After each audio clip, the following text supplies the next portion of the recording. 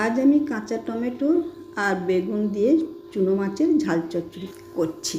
এমনি করে ঝাল চচ্চড়ি করার জন্য আমি পেঁয়াজ নিয়েছি, কাঁচা লঙ্কা নিয়েছি, আদা রসুন একটু নিয়েছি আর বেগুন আর কাঁচা টমেটো।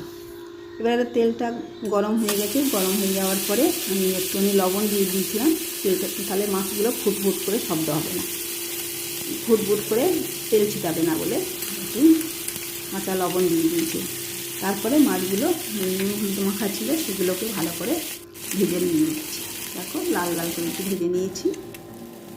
ভেজে নিয়ে এটাকে তুলে নিতে হবে। ছোটো মাছ খেতেও ভালো লাগে আর হাড় পুরো কাঁটা সমেত খেয়ে নেওয়া যায়, এতে ক্যালসিয়ামের খানিকটা অভাব পূর্ণও হয়। ওই তেলেই আমি দিয়ে দিলাম বেগুনটাকে একটু ভেজে নিতে হবে, সামান্য অল্প একটু লবণ আর একটু হলুদ দিয়ে ভেজে নিচ্ছি। এগুলো ভেজে নিয়ে তারপরে করব। শুধু বেগুন দিয়ে এই ছোটো ছোটো মাছ ঝাল মাছ করতে খেতে ভালোই লাগে। ব্যাস আমার ভেজে মাছ আর বেগুন তুলে রাখলাম। ওতে আবার দু চামচ মতো তেল দিয়ে দিলাম। তেল দিয়ে ওতে কালো জিরে কাঁচা লঙ্কার ফোড়ন দিয়ে দিয়েছি, একটা পেঁয়াজ তাতে কুচিয়ে দিয়েছি। ওটা ভাজা ভাজা হয়ে যাওয়ার পরে আদা আর রসুন গ্রেট করে নিয়েছিলাম, সেটাকে ভাজা করে নিয়েছি। রসুনের কাঁচা গন্ধটা কেটে যাওয়ার পরে দিয়ে দিলাম টমেটো আর কাঁচা লঙ্কা। কাঁচা টমেটো দিয়েছি ওই কারণে একটু লবণও দিলাম। লবণ দিয়ে কিছুক্ষণ নাড়াচাড়া করার পরে ওটা খানিকটা সফট হয়ে যায়। গ্যাসটাকে একটু কম দিয়ে আর ঢাকা দিয়ে ওটাকে করে নিতে হবে।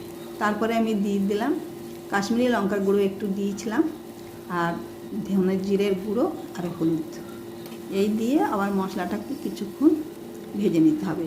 অল্প একটু জল দিয়ে কষিয়ে নিলে ভালো টমেটোটাও গলে যাচ্ছে। বলে আস্তে করে গ্যাসটা করে দিয়েছি, দিয়ে চাপা দিয়ে ভালো করে মশলাটাকে কষিয়ে নিলাম। কষিয়ে নেওয়ার পরে এতে আমি দিয়ে দিচ্ছি তোমার মাছ আর বেগুন যে ভাজা করেছি সেগুলো দিয়ে দিলাম। দিয়ে মশলার সাথে আরও কিছুক্ষণ কষিয়ে নেব। দেখো খুবই সুন্দর দেখতে হয়েছে। তোমরাও এমনি করে বানিও।